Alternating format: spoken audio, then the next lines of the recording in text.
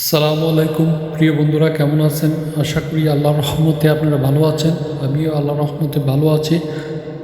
আজকে আপনাদের সাথে আমি ভ্রমণ সম্পর্কে কিছু কথা বলবো। ভ্রমণ হলো নতুন জায়গা আবিষ্কার করার, প্রাকৃতিক সৌন্দর্য উপভোগ করা এবং বিভিন্ন সংস্কৃতি ও মানুষের সাথে পরিচিত হওয়ার একটি উত্তেজনাপূর্ণ অভিজ্ঞতা। এটি আমাদের মনকে প্রফুল্ল করে, জ্ঞানের দিগন্তকে প্রসারিত করে এবং জীবনে নতুন অনুপ্রেরণা আনে।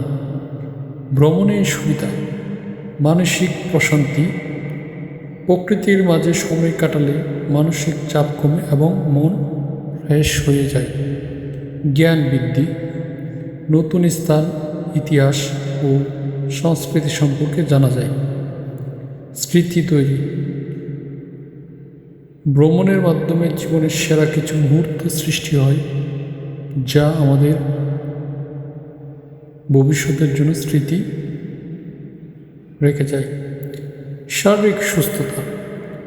হাঁটা, পর্বত আরোহণ বা সমুদ্র স্নানের মতো অ্যাক্টিভিটিস স্বাস্থ্যের জন্য উপকারী। ভ্রমণের জন্য কিছু জনপ্রিয় গন্তব্য: প্রাকৃতিক সৌন্দর্য, সেন্ট মার্টিন, রাঙামাটি, বান্দরবন। ঐতিহাসিক স্থান: সোনারগাঁও, মহাস্থানগড়, পাহাড়পুর বৌদ্ধবিহার।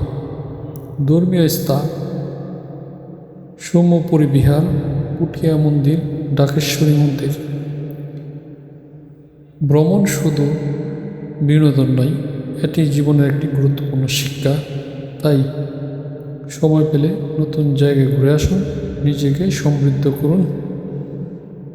আজকে এই পর্যন্তই শেষ করতেছি। ইনশাল্লাহ ভবিষ্যতে আরও কিছু তথ্য নিয়ে আপনাদের সাথে হাজির হব। তো সবাই ভালো থাকবেন, দোয়া করি, এবং আমার জন্য দোয়া করবেন যেন ভালো থাকতে পারি। তো আসসালামু আলাইকুম।